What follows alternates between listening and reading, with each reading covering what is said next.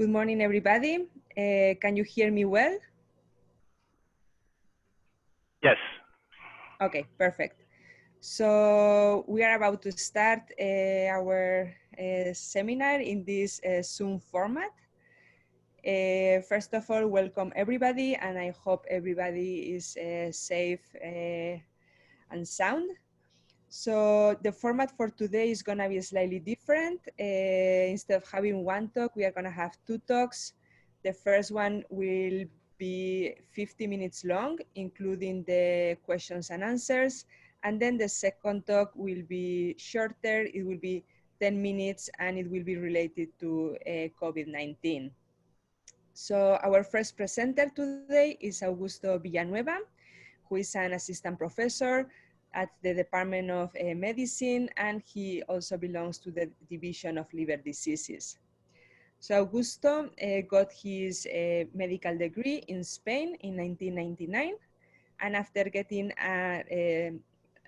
after pursuing his residency program in hepatology and gastroenterology, he then did his PhD here at Mount Sinai, focusing on liver cancer, and also his postdoc was done in the field of liver cancer. So basically, Augusto has many years of research experience in liver cancer.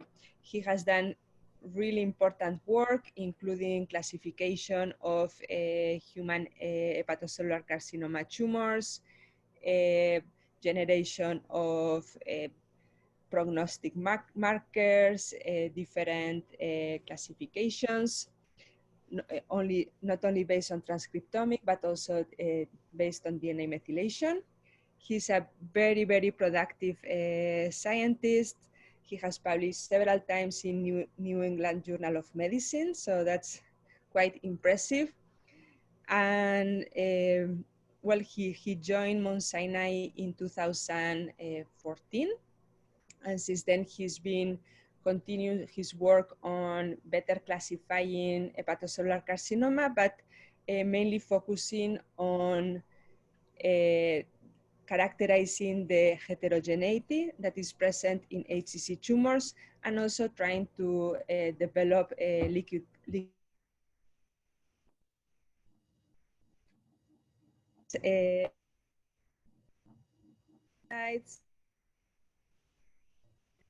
we are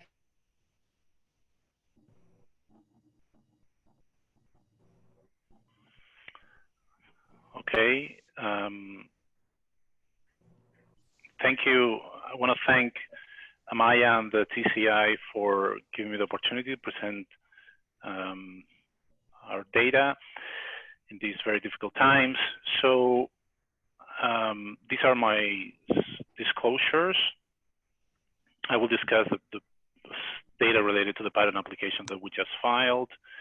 So these are the three topics that I will be discussing today. So first of all, I will introduce some of clinical biological singularities of hepatocellular carcinoma, or HCC, and what are the unmet clinical needs where we're most actively working. Then we'll discuss tumor evolution and how we try to understand it better and frame it in a way that can help us develop novel therapies, mostly to treat resistance. And finally, which is the role of liquid biopsy, what I think will be a major game changer in the management of not only HCC, but of cancer in general. So this is the first slide to show you what is the clinical impact or the burden of HCC worldwide. This is data from 2018. You have here all the estimated number of deaths, an estimated number of new cases for the different tumor types. So the size of the dot represents the lethality of the tumor. The number of new cases is very similar to the number of annual deaths. You have here lung, the highest number of deaths and new cases, and you have liver right here. This is the fourth in terms of mortality after colorectal, and very similar to stomach cancer. There is a striking geographic distribution in HCC. There are some areas that have higher incidence than others. Here in red, you have Asia and Sub-Saharan Africa have the highest incident rates of HCC. Mongolia is the country with the highest incidence, is disproportionately high, and it's unclear what's the reason for that, and there are many studies trying to address that. There is a known and very stable gender disparity in HCC by which men are more affected due to HCC than women, and this is across different geographic areas. Here you have the data in Southern Europe and in North America. We're around middle in terms of HCC incidence. We're around 10 cases per 100,000 inhabitants. If we focus more specifically in New York and in Sinai, this is a very weird map of Upper Manhattan. You have here, Sinai will be around here, catchment areas, Spanish Harlem, East Harlem, Central Harlem. As you can see here, the actual incidence in East Harlem is around 27 cases per 100,000, much higher than the Upper East Side or the New York City as a whole. So if you project this incidence data in the worldwide incidence, we see that the incidence of HCC that we have in our catchment area is similar to that reported in Asia, which says that we, or Sinai as a whole, is one of the major hotspots of HCC in terms of clinical cases and clinical management. Now, there's a big singularity in HCC is that it's very rare to develop HCC if you have a healthy liver. So most patients have an underlying liver disease before they develop the tumor. The causes of this underlying liver disease are viral hepatitis, hepatitis B or C, alcohol use disorder, or non-alcoholic fatty liver disease. But we know that when the disease reaches the stage of cirrhosis, the annual risk of these patients developing an HCC is between 2 and 3% per year. This can change depending on different factors, but that's kind of an overall number that suggests that these patients should be enrolled in surveillance programs. So all cirrhotic patients should undergo an ultrasound and AFP, which means alpha-fetoprotein measurement every 6 months, trying to detect the tumors when they're very small, when they are at early stages and can be cured. There's another possibility that some tumors develop in patients with chronic liver disease that haven't reached yet the stage of cirrhosis. There are some patients with hepatitis B, patients with NAFLD, or some patients with hepatitis C that can undergo these different paths. And this is a big problem because these patients are not enrolled in surveillance programs because they do not have cirrhosis. So since they're not within the system, the problem is that when they are diagnosed, the tumors are very advanced and there are very limited opportunity to cure these patients. Now, what is recommended now for these patients is an ultrasound every 6 months and alpha-fetoprotein measurement in the blood. The sensitivity of this approach to detect early tumors, and this is a large meta-analysis including more than 10,000 patients, pooled data, is 63%.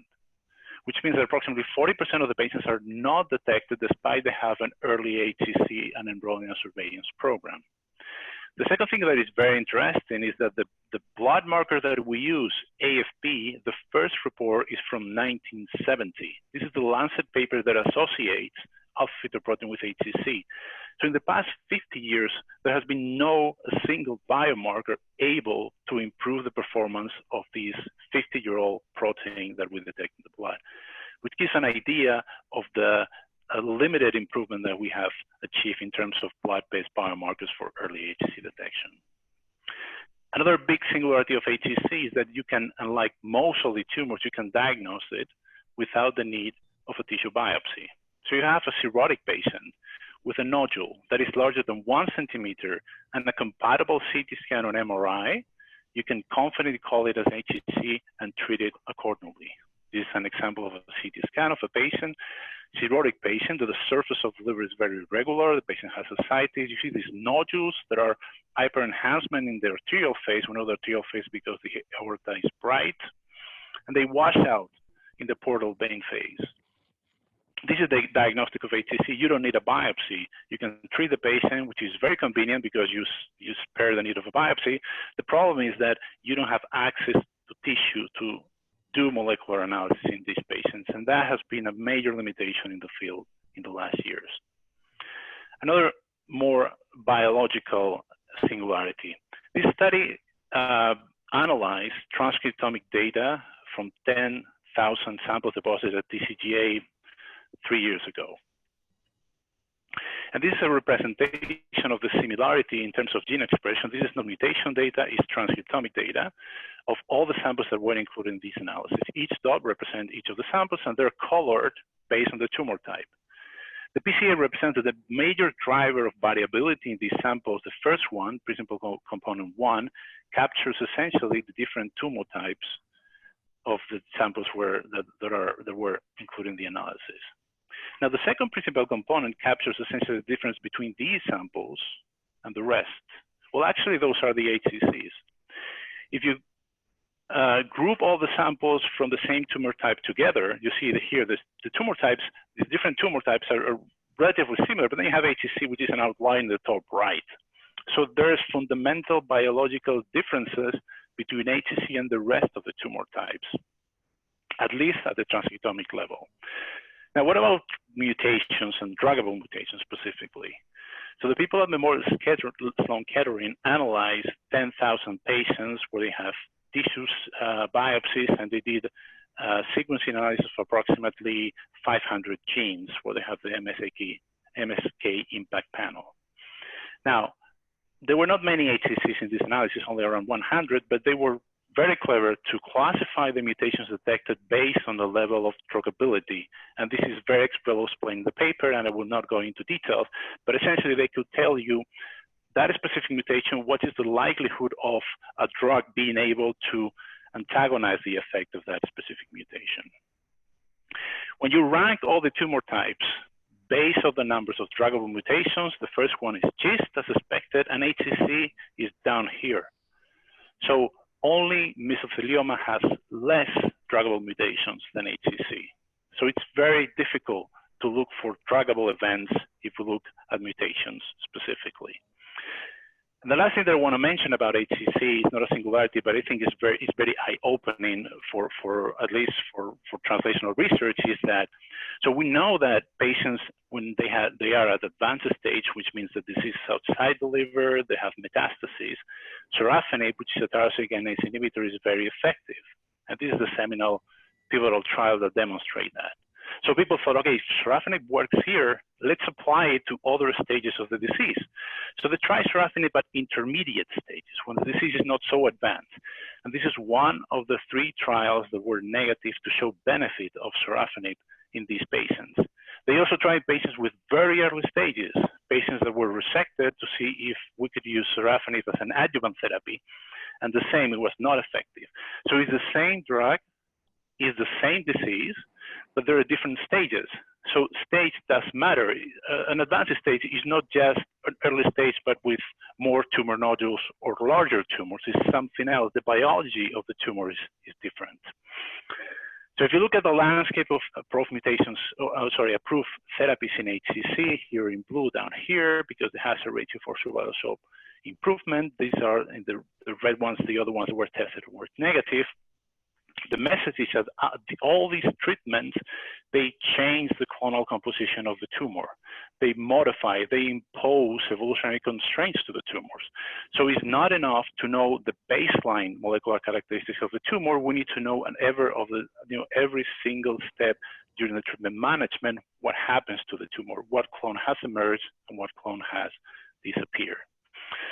So in summary of this first part, we know that deaths due to HCC are increasing worldwide, that early detection tools are suboptimal, that there is limited access to tissue biopsies because of the non-invasive criteria for HCC diagnosis, and there are lack of biomarkers to select the best candidates for systemic therapies.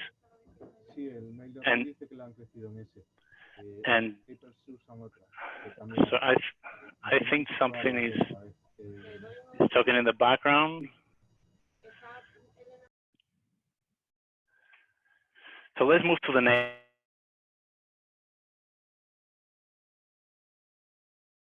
Extensively trying to develop molecular classification of the disease. And the idea was, can we identify a set of genes, a gene signature that correlates with outcome? In other words, patients with the same clinical stage, but they have different molecular traits that correlates with aggressiveness. And the answer is that we can do that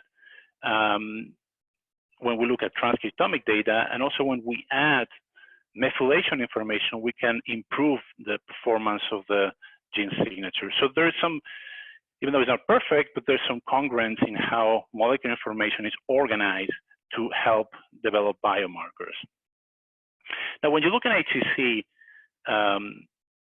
histologically, this is an example of a very tiny, small HCC, 1.3 centimeters. When you ask the pathologist, have a look at the different regions of this small tumor, they can tell you that there are areas of the tumor that are well differentiated, others that are moderately differentiated, and others that are poorly differentiated. So the phenotype of the cells is very different in this tiny tumor, ones being more aggressive and others being less aggressive. And the same with immune infiltrate. There are some areas of the tumor in the same tumor nodule that are more infiltrated than others.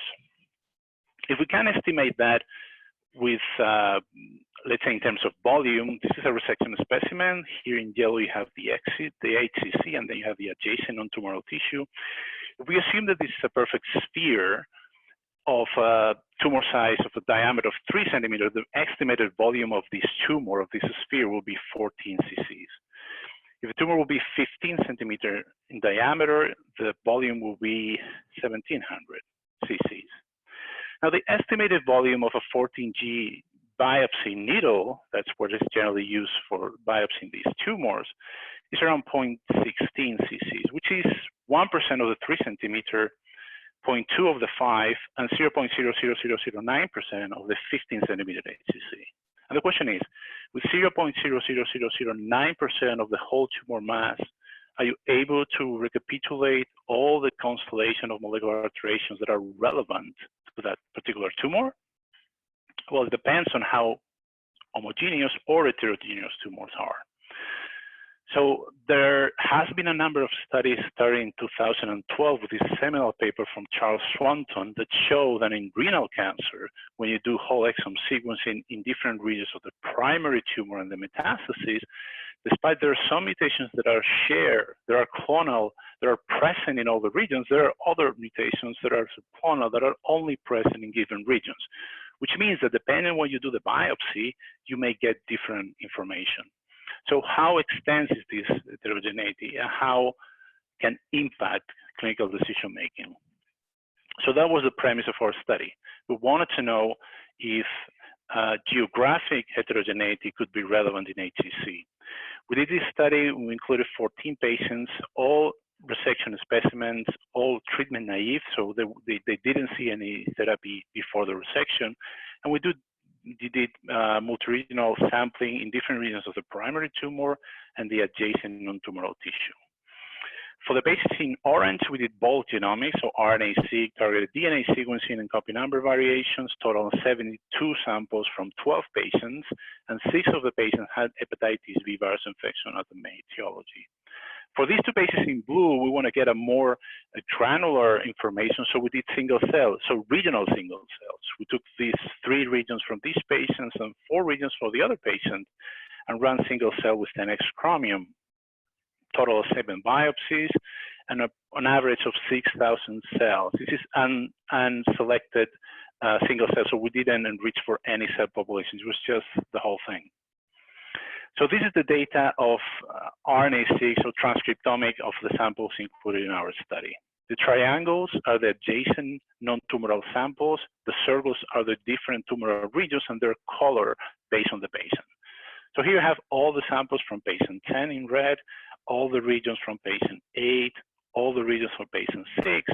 So for the majority of the regions of the patients, the regions were clustering together. Now, there were some exceptions to that. For example, yes, you can see here patient 2, there's one region here, the other regions of patient 2 are right here. Or patient 11, there's one region here, and the other is over here. So for some patients, some of the regions clustered, they were closer to other regions from other patients than to the rest of the regions of the same patient. So when you overlay information of aberrant cell fraction, which quantifies, and this is not transcriptomic data, this is copy number alterations, this quantifies the amount, the fraction of tumor cells that are present in each region, that correlates very well with the outliers, which makes sense because when we do the RNA-seq, we get signal from the tumor cells. We also get signal from the microenvironment. If an area is heavily infiltrated, we'll show very different in the PCA plot. So we got very interested in this specifically since it seemed an immune infiltrate-dominated heterogeneity of that synapse, the cancer immune synapse, the interaction between the T cell and the cancer cell. And we tried to focus also in the potential heterogeneous distribution of neoantigens. So we use express mutations with the RNA-seq data, and then there are plenty of details in the paper, but essentially we can quantify and measure the amount of neoantigens in each given region. It's suboptimal, it's imperfect, but it's a nice proxy to compare the different regions within the same tumor nodule. So for example, this is one region of patient 10. This is the distribution of neoantigens. Here you have the binding affinity. So computationally, you can estimate how likely is that neoantigen to bind to a TCR and elicit an immune response. Again, it's an estimate, it's a proxy, it's imperfect, but it's a good estimate of how immunogenic is a mutation. And here you have the variant fraction of that specific mutation. So here we're showing only somatic mutations, somatic or potential neoantigens for this region. So the higher here, you see that the most probability of that being clonal, and the lower here, the higher probability of that neoantigen being very immunogenic, okay? So this is one region of patient 10, and this is the other 5 regions or 4 regions of patient 10. As you can see, and we have a statistic for that, they're very similar. So the neoantigen distribution in the different regions of this tumor are very similar, and this tumor has almost no immune infiltrate. Now let's compare this patient that I just showed you with the same plot of another patient. This case is patient 2. As you can see in patient 2, there's much more variability in the distribution of the neoantigens here. Regions B, C, and D are very similar, but E and A are very different. And actually, these are the regions that are most heavily infiltrated, which suggests that somehow the interaction with the immune system and the tumor cell are somehow changing the portrait or the landscape of neoantigens across the different regions. Let's move to the single cell data. This is patient 13. This is the tumor, the actual resection specimen. These are the 3 regions that we sample. And here's the t-SNE plot of the cells that we analyze in these regions. So the color is based on the regions. Now, as you know, you can ask or derive which are the genes that are most overexpressed in the different clusters. So we did that, and what we found are mostly different lineages of cells expected because we didn't select for anything. So we have the majority are HCCs because they express albumin, AFP, and things that we know that are expressed, genes that are expressing in hepatocytes. There were also B cells, cancer-associated fibroblasts, endothelial cells, and myeloid-derived cells. So if you color the same t-SNE plot, but instead of the region, you use the lineage, you see that as expected, the majority are HCCs, and they're relatively cohesive in terms of clustering. Now, we took the second patient, patient 14, 4 region samples for this patient. We did the same exercise, t-SNE plot. Here, the t-SNE is much more sparse, which suggests there is much more heterogeneity in this patient, regional heterogeneity. And this patient, as opposed to this one, has moderate tumor immune infiltrate with lymphocytes. Now, we took these gene lists, the same gene list, and applied to the second patient. We didn't generate a new one, and we recapitulate the lineages as expected. So we have HCC cells, there are B cells, there are CAFs, endothelial cells, and myeloid-derived. And there was a new cluster here, probably NK or NKT cells in yellow here that was not present here, which correlated with the findings at the H&E. But as you can see, and what is striking is that despite we can detect cancers, for example, cancer-associated fibroblasts in both tumors, there is also some regionality. So we have one group of CAFs here, and the other is here for this patient, and one of CAFs here, and the other is here for the second patient. So, and we have additional data using other approaches, and this is in the paper, but essentially we can show that the heterogeneous distribution of clones that is clear for tumor cells somehow, at least at the gene regulatory level, also happens with a microenvironment component, at least with cancer-associated fibroblasts. And the final piece of information for the heterogeneity story is the virus. So we were very interested in hepatitis B. The reason for that is that when we do RNA-seq, due to the biology of the virus, we can quantify the amount of virus that is present in the sample. As you can see, these are the 12 patients that we analyzed. Patients 6, 7, 8, 9, 11, and 12, they didn't have hepatitis B as a major etiology, so we didn't detect any virus. But for the others, we detect virus in different amounts. So in green, you have the virus detected in the adjacent, and in red, you have the virus that we detected, hepatitis B, in the tumor. There is heterogeneous distribution of the amount, and this is normalized. But what I want to point out is that if you look at patient 1, 2, and 3, in the tumor regions in red, there is no, for some regions in patient 2, but for all regions in patient 3 and in patient 1, there is no detection of hepatitis B in the tumor as opposed to the adjacent non-tumoral tissue, which suggests that the tumor cells have developed very highly sophisticated ways of shutting down the expression of the virus, which is very interesting from an antiviral perspective, and we're trying to follow up on that. Can I have a question there? Sorry, this is Adolfo. Yes. Do you know anything about the sequences of these viruses and how they evolve in the patients, the sequences? Is there any evidence for CTL escape or anything like that? No, so I will need to go back on the data, but I don't recall any significant difference in terms of the sequences in the different regions. But we need to go back specifically on that. All right.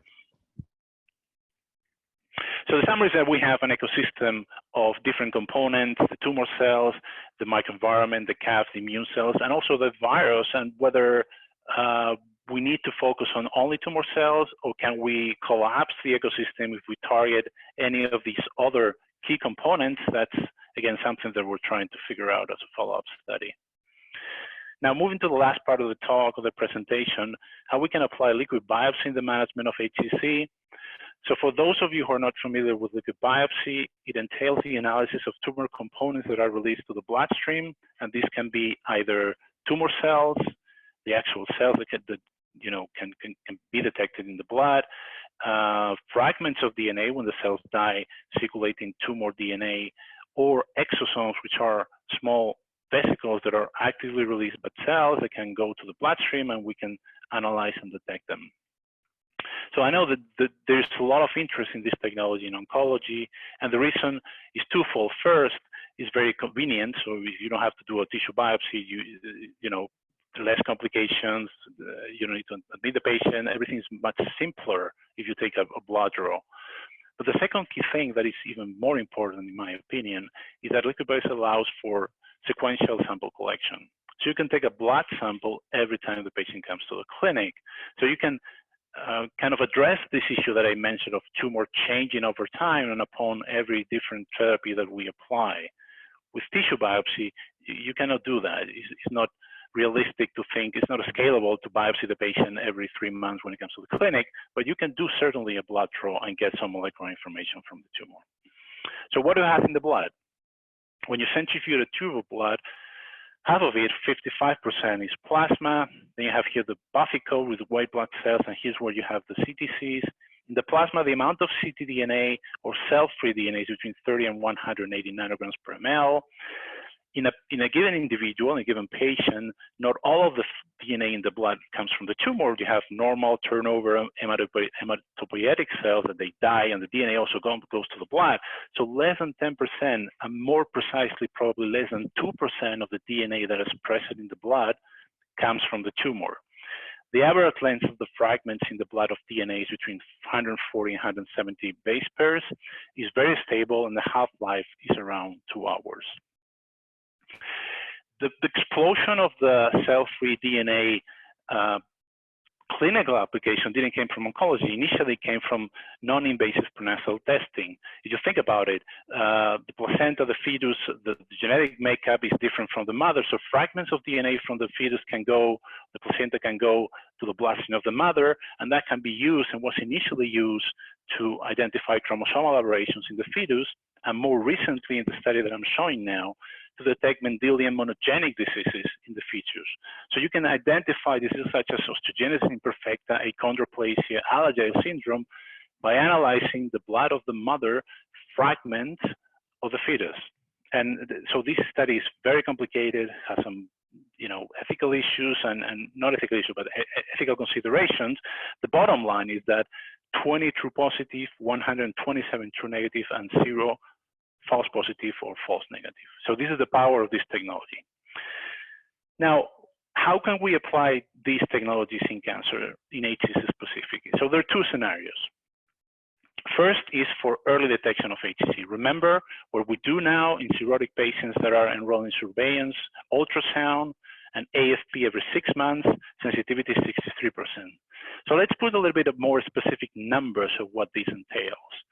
In the US, there are approximately 600,000 cirrhotic patients right now. If we assume an annual HCC incidence between 2 and 3%, we have 18,000 new HCC cases per year.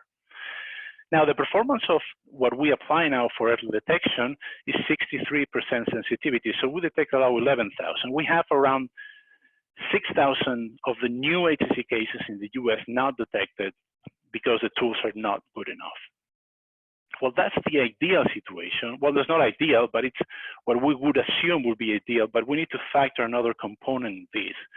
And this is the number of patients, of cirrhotic patients that are actually enrolled in surveillance. And the number is extremely low. Only 20%, and this is a meta-analysis analyzing different studies, and there's some methodological issues, but it's information that we have. So out of 100 cirrhotic patients, only 20 are enrolled in surveillance. So let's include these data in the calculation. So we have 600,000 cirrhotics, 2-3% per year develop HCC, 18,000. Now only 25% are enrolled in surveillance, and this is a little bit optimistic representation of this. If we now apply the performance of the early detection method, we have only 15% of all the new cases, the new HCCs that will be detected. So we have a staggering 84% of patients that will not be detected despite they have early stage tumors, either because they're not enrolled in surveillance programs or because the tools are not extremely good. So there are a number of studies that have tried to analyze ctDNA in these patients as an early detection tool. These two studies focus on DNA methylation. It's thought that DNA methylation may be better than mutation for early detection in HCC. This study came from China. Performance is, so number of cases is very high, as you can see. Performance is very good, 85% sensitivity in the training and 83% in the validation. This is the US version. It's a different method. Both of these methods have FDA breakthrough designation at this point. Performance in the study in the US is also very good, 80%, but these two studies have the same problem. And the problem that they have is that they included patients, the majority had advanced tumors. So in surveillance, you don't want to identify advanced tumors, you want early stage tumors, and that's a major limitation of this study. So we try to address that and focus on a different component of the liquid biopsy. We analyze exosomes in a collaboration with IBM. Exosomes are nanoparticles that are secreted by the cells. The cargo are mostly small RNAs, but can have proteins and DNA, and they're functional. So they capture by receptor cells and they change the phenotype of these cells. So we use ultracentrifugation to isolate vesicles from blood of HCC patients. You have here the method that we use. It's very tedious, I have to say. A lot of quality control because the extracellular vesicle community is very strict in how you call exosomes or different vesicles. So we did use different markers. We did Western blot. We did electron microscopy. We did NTA tracking. In summary, a number of experiments to make sure that we're actually isolating vesicles. Now, in this pilot study, we took 15 patients, 10 patients with HCC and 10 control patients. The blood, we isolated the exosomes and did RNA-seq. So with the small RNAs that we detected, it was very easy to differentiate the patients against the control. So we selected the 3 markers that were more promising and running a larger data set of 190 patients. approximately 100 HCCs and 90 control patients. And the three markers, the three small RNAs, were significantly overexpressed in patients as opposed to controls. I have to emphasize that unlike the previous studies that I mentioned, all of our patients, 100%, had early stage HCC with a median tumor size of around 3 centimeters. This is the performance of our model in terms of accuracy, sensitivity, specificity after splitting the data set, cross-validation 1,000 times. This is the standard of care. This is how ultrasound AFP performs. This is the performance of AFP alone. And this in orange is the performance for 3 small RNA sequencings in the extracellular vesicles. And the last one is when we combine our markers with AFP. The fact that our marker works better than AFP suggested that they were capturing different but complementary signals in terms of tumor burden. And we confirmed that because the expression of our 3 markers, none of them was correlated with the amount or the number of the quantity of AFP that we detected. So they were providing complementary, and that is very important. The cumulative, the performance of the pooled analysis showed that our method had a sensitivity of 86% and a specificity of 91% for the detection of early stage HCC, which significantly outperforms what we have now as standard of care. Now, the question that we had is it necessary to do the ultracentrifugation and isolate the vesicles because it is very tedious, it's very complicated, and it's not clinically scalable? And the answer is yes. So when you do, in this pilot of 30 patients, you compare extracellular vesicle depleted versus enriched plasma, the signal, you only get it when you enrich the vesicles. So I'm not saying that you need to do ultracentrifugation, but you do need to do a method that enriches for vesicles in order at least to detect our signal.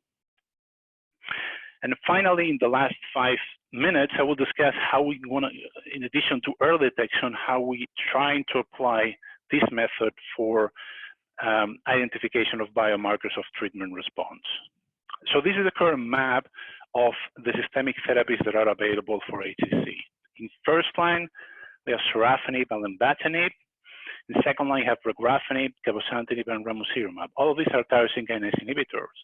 And then you have nivo and pembro, which are approved based on phase 2 data, even though the phase 3 data failed to confirm the results in phase 2.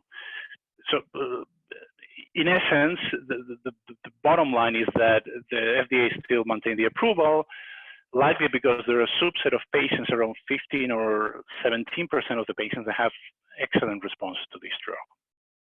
But there is a new combination that show extremely good performance in first line. So the trial testing atezolizumab and bevacizumab versus sorafenib in first line show superiority. The paper is not published yet, but we know that the response rate is around 30%, which is almost double to that was reported with a single arm nivolumab and pembrolizumab. Now, all these trials, not all of them, but the majority of these clinical trials, this is phase 3 clinical trials for registration, the FDA, were run in parallel. So there's no direct comparison of, for example, in first line, what is better, regorafenib, cabozantinib, or ramucirumab? We don't have that data, and it's very unlikely that these trials will be conducted now. So when deciding which is the best strategy to allocate therapy, how do you decide the sequential therapies that a patient receives to maximize efficacy and reduce toxicity? There is nothing to guide. There are some, secondary endpoints that are being used, but there is nothing biological that can tell you which are the patients that would benefit for a specific combination therapy, except for ramucirumab, that the trial was conducted in patients with high levels of AFP. So we try to use mutation analysis on ctDNA to show if we can identify biomarkers that will tell you the patients that will do worse or do better with specific systemic therapies. We started with this pilot study, 8 patients. It's very simple, resection of specimens. We have paired tissue and blood to answer the question of, can we detect mutations in blood that are present also in the tumor of the patient? And the answer is yes. So we detected 21 mutations in the tissue of these patients. 71% were detected also in the blood, and we confirmed that with digital droplet PCR. Now, this is old technology because now we have newer technology that allows to use molecular barcodes that increase the sensitivity, and now from 70%, we're up to 85% in terms of detection rate. And we expanded this study to address a clinical question. So the first one was kind of a pilot study to demonstrate the technology that we can do it and it works. And now we're going to address the clinical question. So here we have data of 85 HCC patients, all with advanced stage HCC. So these patients, the majority don't have tissue biopsies because remember I told you that you need a biopsy to diagnose these patients. So this tool is particularly relevant in these patients that we don't have access to tissue. And this is the mutational landscape of HCC in advanced cases using ctDNA analysis, which recapitulates very similar to what we see in early stages. The most frequent mutations are TERT promoter, 51%, p53 around 32%, beta-catenin 17%. Beta-catenin mutations and p53 mutations are mutually exclusive. So if you have one, you generally don't have the other, and this was already known in early stages. When we look at markers of response, we see that patients with PI3K mTOR mutations do not respond to sorafenib. You can see here the data. Patients receiving TKIs, the ones with a mutation, do very poorly. And this is not a prognostic biomarker because we check the same in patients receiving checkpoint inhibitors. There is no difference. So it's a bona fide predictive biomarker. The fact, at least in our small sample set and the pilot study, and has already been reported by the people in Memorial, but it seems that if you have a PI3K mTOR mutation, you will not do well with sorafenib.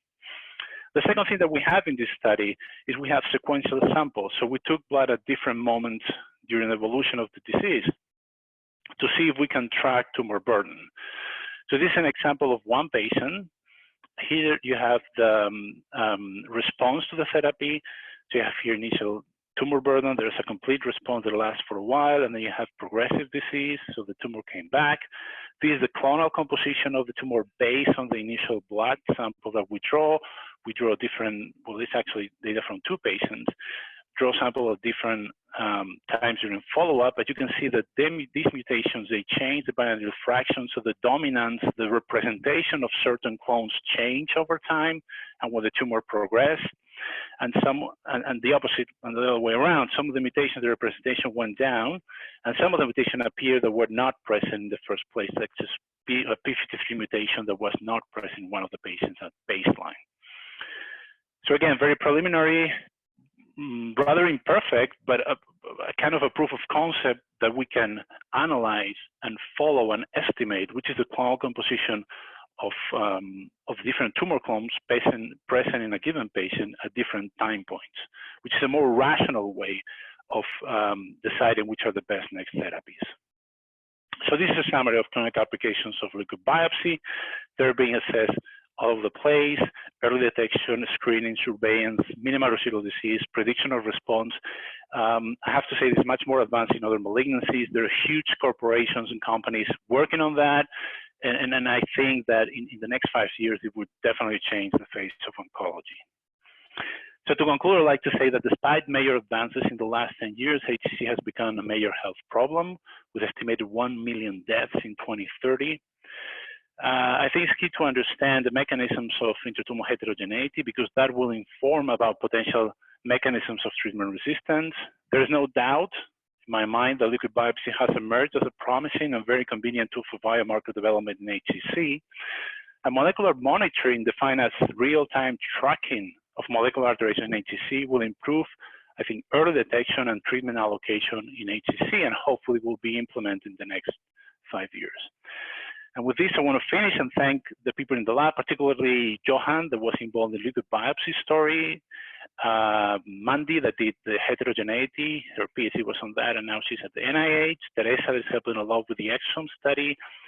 Bojan Losic lab, and extremely useful and helpful for a number of studies, and the rest of the members of the liver cancer program. I'm happy to take questions. Okay, very good, Augusto. This was an outstanding presentation, and I'm gonna use the clapping option to support it. So regarding the questions, you can all post your questions in the chat. So I will start with Alice Kamphorst's question. So she's asking whether when you test the exosomes, you show depleted and enriched samples on exosomes, but she's asking whether you have tried the sample without enriching or without depleting the exosomes. What is the detection in those samples? No, so we haven't done that. It's I didn't show that the to-do list, the next things to do, but we have two things as priority. One is to get rid of ultracentrifugation because it's not clinically scalable. So we want to try different kits to isolate the exons. And second thing is doing exactly that. So take a plain plasma, do the analysis, extract the RNA from plasma and see if we can detect that. But we haven't done that specifically yet. Okay, great. So Kenan Onel is asking for the liquid biopsy circulating tumor DNA data. Do you see differences between patients with single versus multiple lesions? In other words, how does intra-individual tumor heterogeneity alter the signal? Yes, that's an excellent question. We don't know that. We have patients that has, so for this analysis, all of these patients had very advanced tumors. So either multinodular disease in the liver, or I think it was around 35% had extrahepatic metastases. So you have the primary tumor and the met somewhere else. To us, there's no way to say whether the mutation comes from the primary nodule, comes from the metastases. But there's some studies that show that it's the information in the blood is a composite of all the different nodules and all the different tumor clones distributed in different tumor regions or in the different nodules, providing reads that are fitted and analyzed together. So the short answer is no, we cannot tell which is the origin of the specific mutations that we detect in the plasma. Okay. So Julia Guirreguizo is asking whether those two patients with the complete response, whether you were able to detect the circulating tumor DNA while they were on a complete response or only at relapse? No, we were, let me pull that.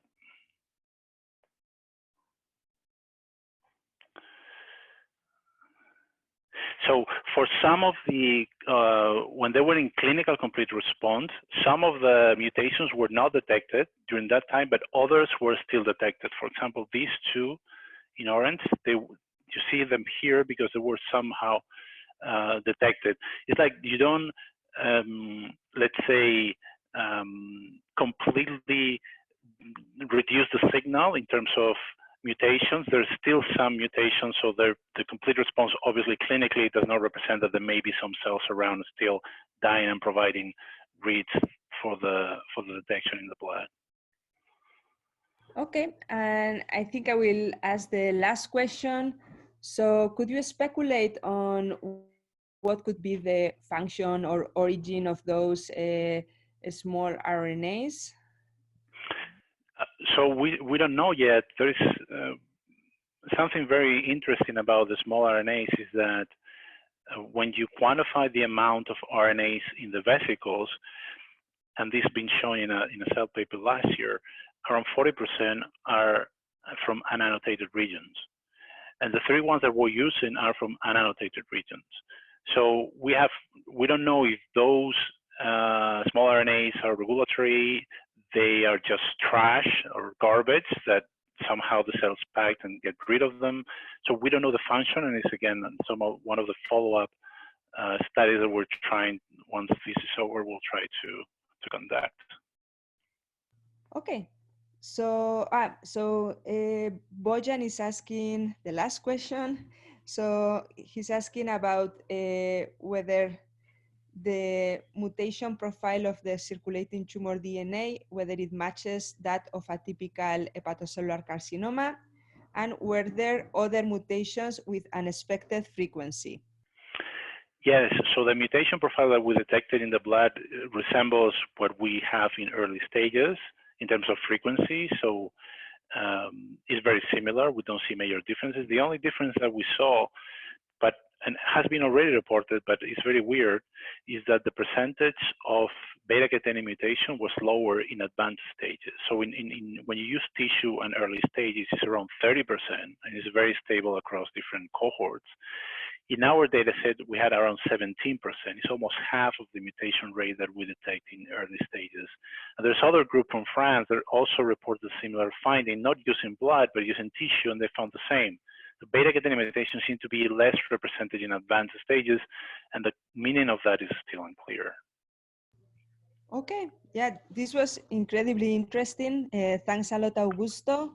And now we will move to the short presentation by Chris White. So Chris, if you want to upload your presentation. So I see that there are a couple of additional questions. Maybe Augusto can answer to Navneet and Natasha through the chat.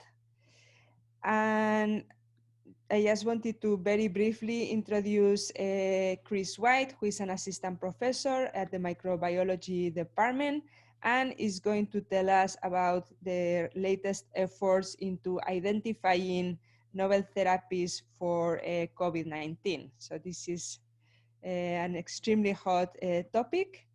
And yeah, we have 10 minutes for this. So thanks a lot, Chris, and you can start now. Okay, thank you very much.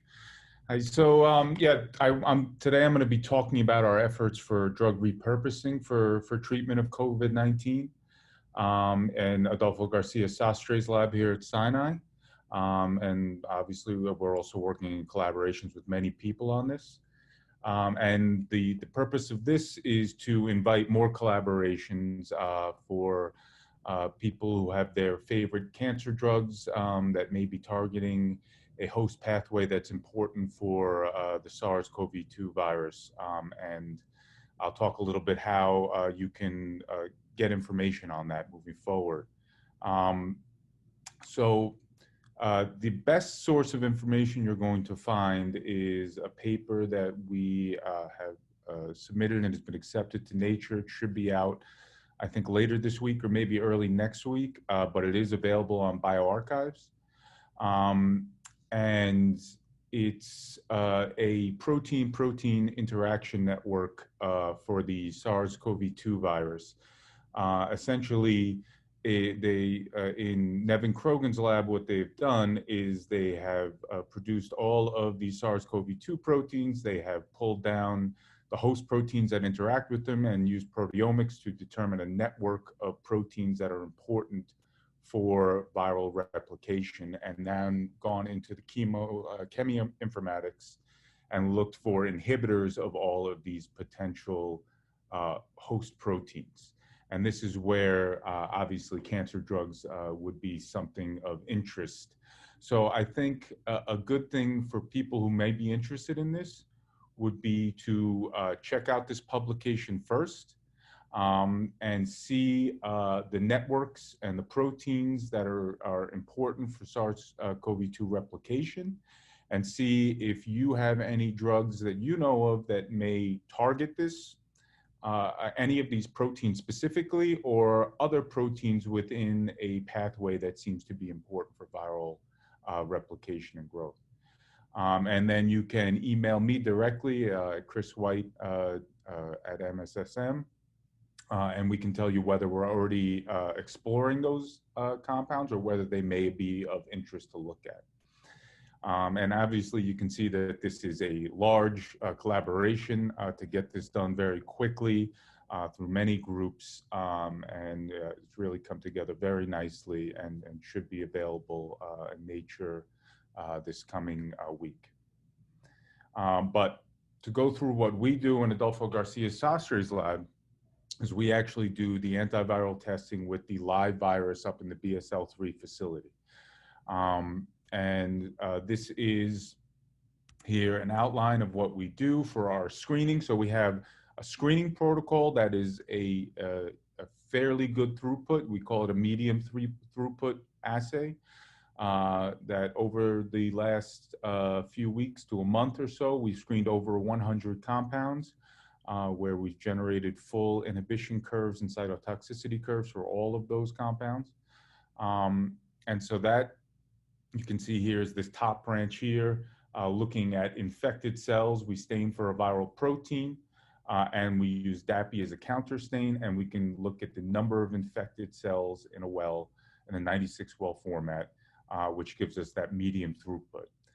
Here on the bottom branch, we have the lower throughput where, when we find good hits that are worth tracking down, we can then look at infectious virus in the supernatants and see if there's an effect on that, which is a more of the gold standard for looking of viral inhibitors, although we find that our staining screening method correlates very well with infectious titers. So we feel very confident in our screening protocol. And then follow that up with mechanism of action studies.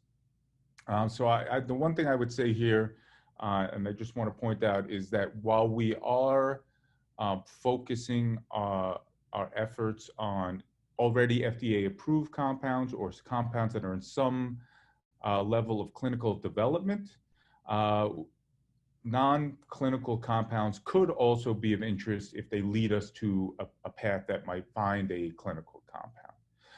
But we will be prioritizing compounds that have some form of clinical development.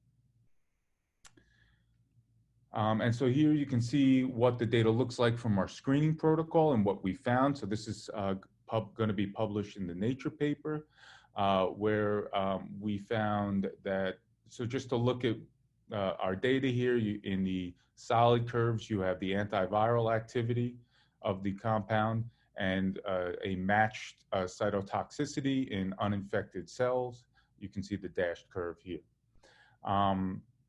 And so what we found in the paper that's going to be published is that the sigma receptor seems to be very important for viral replication, and inhibitors of this sigma receptor seem to be fairly good inhibitors of viral replication as well. And also translation elongation inhibitors. And then you can see hydroxychloroquine here was used as a control, but what we found is that it may be acting through the sigma receptor as well based on our work. And so you can see a compound here such as PB28 is actually not in clinical development, but we did, as you'll see in the next slide, find some FDA-approved drugs that hit the same target as well.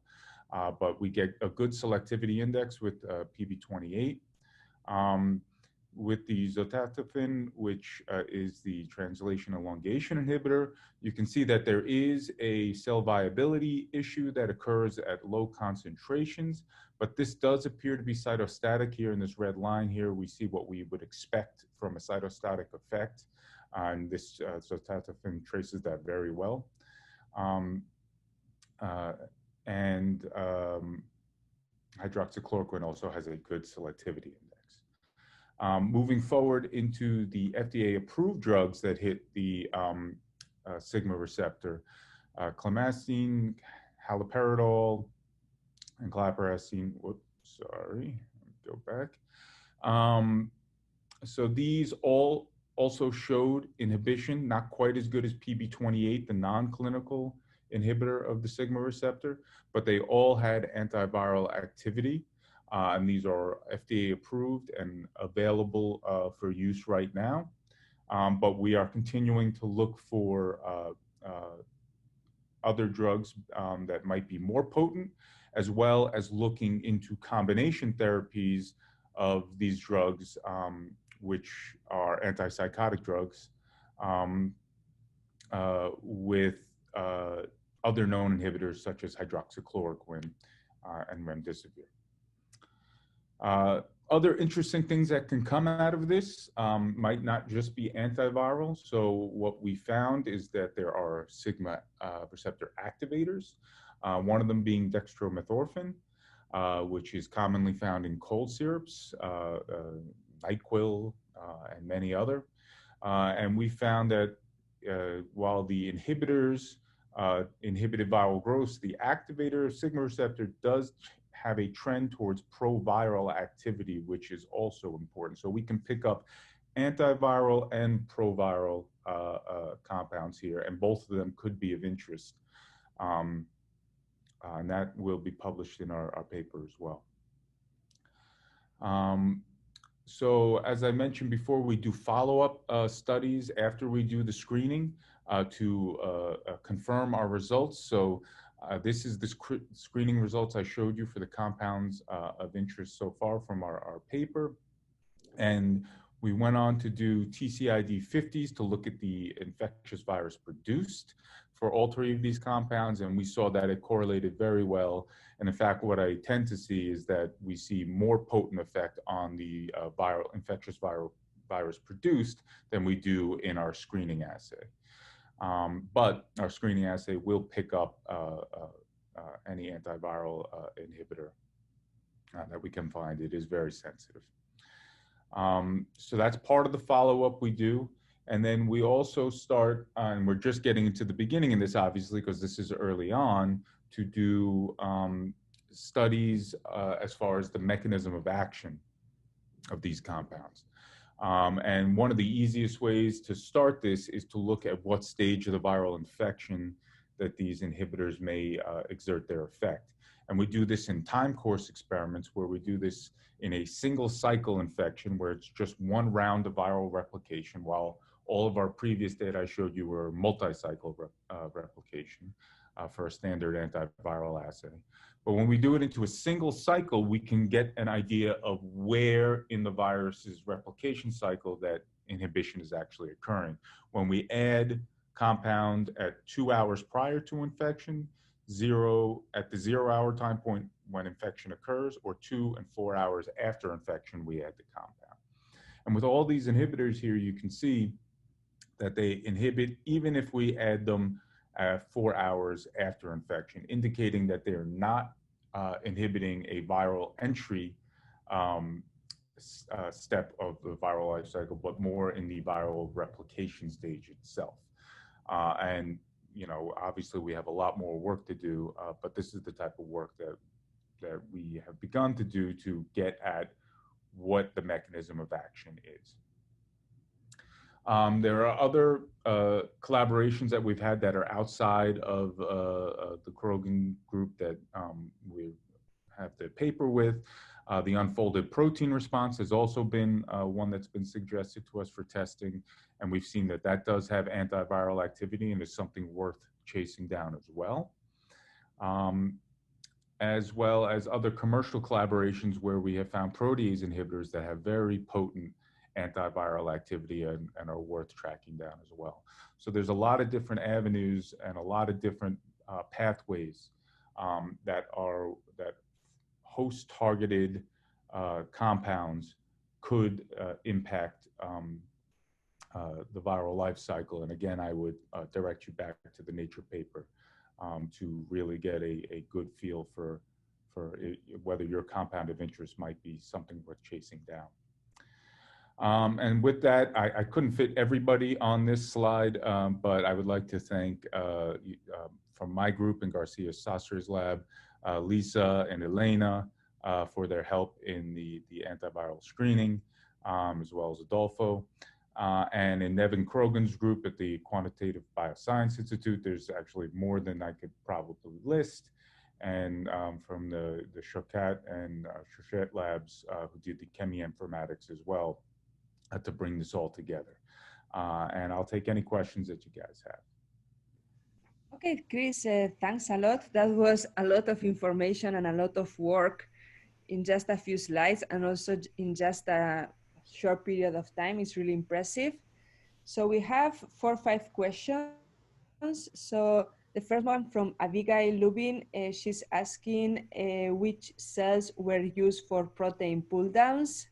And then Kenan Onel is asking us about cells, which cells were used in the screen and how many cell types. Right. So the pull downs were done in a human cell line. I believe it was 293T, but I'd have to actually double check that. Right now it's escaping me. But it was done in a human cell line. Currently in our lab, we are limited to the Vero cell line, so the African green monkey cell line. We are in the process of screening human cell lines that support robust infection in order to do the antiviral assays on. While we have found some human cell lines that do support viral replication at a low level, we have not found anything close to the Vero cells yet, but that is our goal. Obviously, if we're looking for host-targeted antivirals, working in a human cell is going to be more fruitful than the Vero cells, but we have had success in the Vero cells so far, as I've shown you. Okay, so Bojan Losic is asking whether you are trying two compounds to see synergistic effects. Yes. So obviously, I mean, most of our capacity at this point has been put towards screening. We've gone through over 100 compounds, and we still have another 100 or so to get through. So that's a lot of screening to do in a BSL-3 environment. But that is our next step. So, and taking those top hits, the ones I showed you now, testing them with hydroxychloroquine, remdesivir, and testing them with each other and looking for those synergistic effects, I think are going to be very important. Okay, so Matthew Lin is asking whether sigma receptor is needed for viral entry or viral replication, and what is the normal function of the sigma receptor? Yeah, so from our assays so far, it appears that it's viral replication and not entry that this is the sigma receptor is important for. As to what the sigma receptor is used for, typically, I know these antipsychotic drugs act through it. I think it has many different functions. And as the exact role that it's playing in the viral life cycle at this point is unclear. Okay, so Alice Kamhorst, she's asking whether you have tested azithromycin. Yes, I have tested azithromycin, and it did not have antiviral effects in my hands. Okay. And two last questions. Navneet Dogra is asking if is the virus isolated and concentrated before infection? If so, how you do it? So the virus is just from infected supernatants that we produce viral stocks from. I mean, we have them fairly concentrated at this point in the 10 to the 6th, approaching 10 to the 7th range. But it's a standard harvesting of supernatants from infected cells. We're really limited in the BSL-3 facility for concentrating the virus in any way. Okay, and the last question from Charles De Rossi. Do you have any studies ongoing looking at targeting viral glycosylation? Currently, oh man, I'd have to think of on our list. There's nothing that's jumping to mind on our list of inhibitors that might be targeting glycosylation pathways. There might be a couple on there, but it's certainly not the bulk of our studies so far. Yeah. And that would certainly be something that'd be worth chasing down. Yeah. Yeah, Chris, by the way, on the inhibitors that you use, you may remember we used a 669 inhibitor, the one of the translocation into the ER, which seems to have some impact also, and it did have impact for dengue and flu and HIV in the paper of Ivan. Okay. Yep.